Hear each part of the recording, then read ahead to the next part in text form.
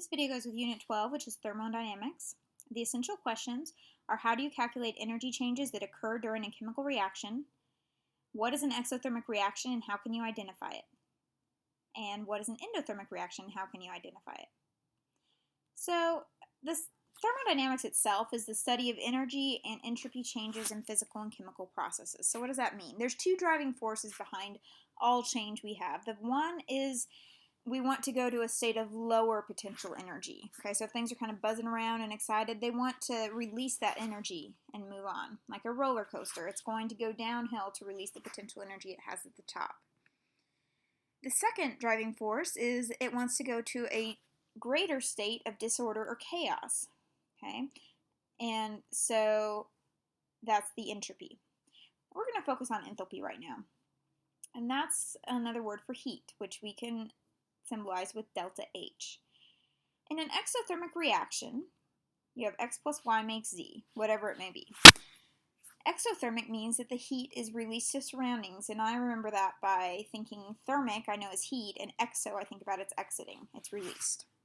It's going to feel warmer to you because it's releasing it out of the reaction. So you're going to get whatever compound Z is plus heat. The delta H in this case, when we calculate it, will be negative if it's exothermic.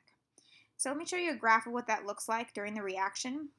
So the potential energy at the beginning is right there. That's A. That's of the reactants before the reaction.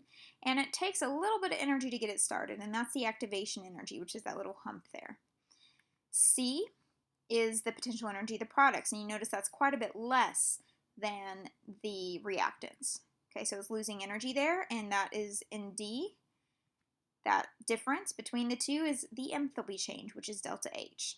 So if we're losing it, it's going to be negative, which means it's exothermic. And we also call that the heat of reaction. One thing we can do to make this go a little bit easier, if you look at that yellow line there, is add a catalyst, which makes the lowers the activation energy, so it doesn't need quite as much of a push to get going, and it makes it usually happen a little bit faster. Okay, now we're going to look at the opposite, an endothermic reaction. And I remember this one by, again, thermic is heat, and endo, it's going in. So heat is absorbed from the surroundings, and to you, that's going to make it feel colder. The delta H is going to be positive when we calculate these for endothermic, so we're going to have X plus Y plus heat gives us Z. So again, we're going to label these. The potential energy of the reactants here is A. B is going to be the potential energy of the products, and you can see that's quite a bit bigger. So this is not as likely of a reaction to happen. C is the enthalpy change, so the change from A to B, and that's the heat of the reaction. And D is the activation energy, which is this really big arrow here to get over the hump. Again, you can add a catalyst to this and lower that activation energy a little bit, but you'll notice it's not going to go below what the potential energy of the products is. So now we're going to look at calculating these in the enthalpy of formation. That's the amount of heat released or absorbed when 1 mole of compound is formed from its elements. Okay, we're going to assume that this is in standard states, STP, so 1 atmosphere, 25 degrees Celsius, and 1 molar. Okay, so this is stuff you can look up in a table, and if you notice something, the free elements, which means stuff that isn't bonded, if you look just in the first column there, Ag, Al, Br2, those are diatomics too, they're all zeros. Okay, so before we get too much into that, let's look at the heat units that we can use. Heat is measured in joules. That's the same as 1 kilogram times meter squared over second squared. 4,186 joules is 1 calorie with a lowercase c, and that's the amount of heat you would need to cause 1 gram of water to change by 1 degree Celsius. The kilocalorie is 1,000 calories, and that's actually what you see when you're reading like nutrition labels on food. That's a food calorie, so it's a capital C.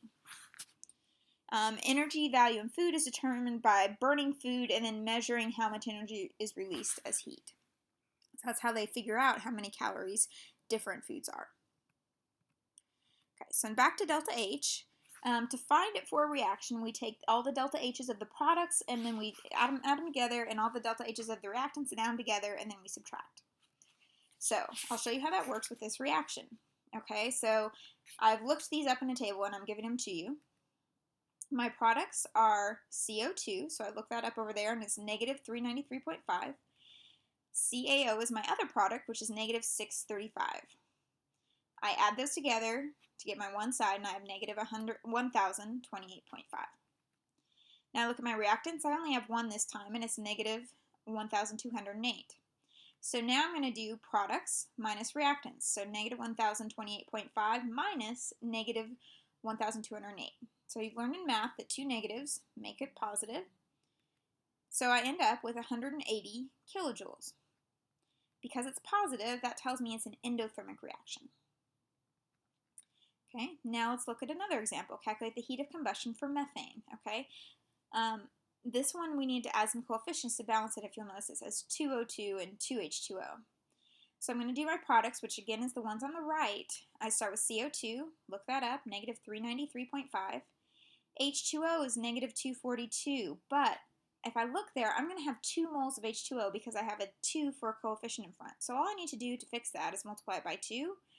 My moles cancel, and I'm going to get negative 484 kilojoules. Okay, then I add those together, and I get negative 877.5 kilojoules for my product side.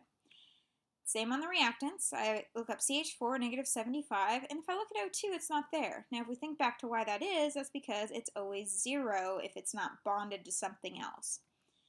So it's going to be negative 877.5 minus negative 75. Remember, those double negatives cancel, and I get negative 803 kilojoules. Because it's negative, that means it's an exothermic reaction. Okay, one more, ethanol.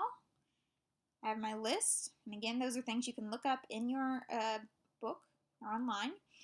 Okay, so CO2, I start with my products, negative 393.5, and there's a 2 in front, so I have to multiply it by 2, and I get negative 787.